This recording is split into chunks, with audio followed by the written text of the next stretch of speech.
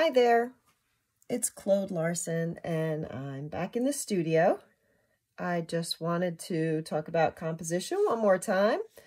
I guess it's a little bit of my obsession. This is an 11 by 14 piece of Bristol paper, and all I did was cut out a bunch of my collage papers and use some matte medium and put this down. Now I have this, you know, rather large thing. I have no idea what I'm going to do with this, by the way. This was just one of those activities where I wasn't sure what I was going to do in the studio. So I just came in here and started playing around with my papers because shapes and colors make me happy. So now as I look at it, this is kind of useful for demonstrating composition. So I took a piece of just cheap drawing paper, and I cut a 2-inch, I want to say this is 2 inches by 2 inches. Using a square makes it kind of easy.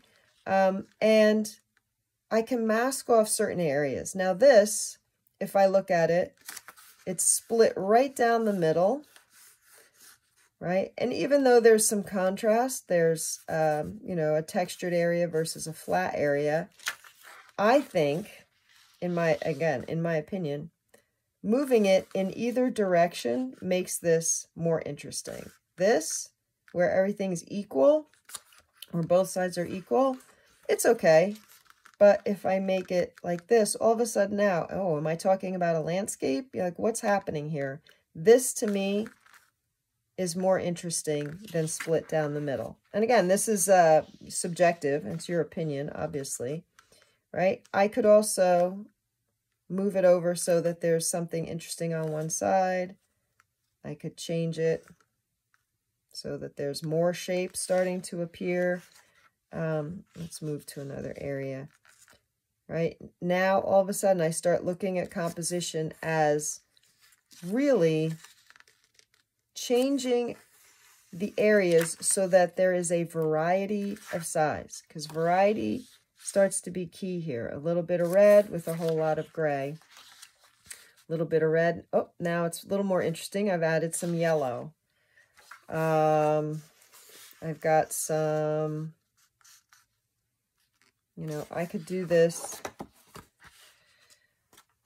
in many ways. Right now I've got the standard like three bars, right? Stripes. And you just start moving this around. Dark, textured, diagonal. I could move this on a diagonal. Just start to see what kind of compositions you make. Now, of course, diagonal lines are more energetic than horizontal and vertical. Here I've got, again, a textured. Now, all of a sudden, right, you start to see the possibilities of, okay, this is only really 4 shapes, right? They're all different sizes. That adds interest, just the fact that there's variety of size, variety of color. Here we have a red, a yellow, and a blue with a gray. So that's what makes this look more red, look more yellow, and look more blue. These are talking to each other. What I don't like about them is they're very similar in size. So I might change that up. So now I've got smaller yellow talking to this yellow. These are still different shapes. These start to become dissimilar in size. Maybe I would make it more red.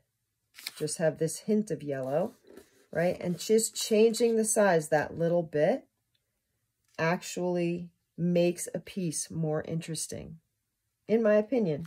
If you like everything centered and equal, then, you know, this composition exercise might not be for you. But I encourage you to try something like this. Even if you don't want to glue them down or use your collage papers, you can make a little window like this. I just cut it out with an X-Acto knife.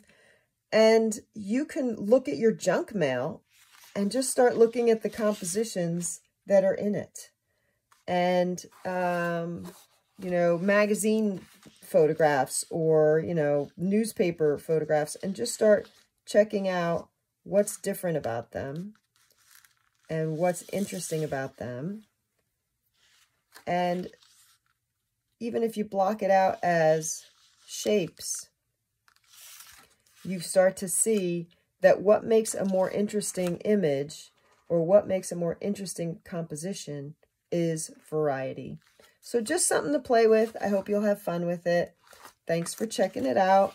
If you're not subscribed already, feel free to subscribe, because I put videos out like this all the time, and I'm just trying to help you, because I've been doing this for decades, and sometimes just these little exercises can be very revealing about what you like, or give you some tips about why you can't finish a piece or why you're struggling with things. Okay, thanks so much. Have a great day, and I'll see you next time. Bye.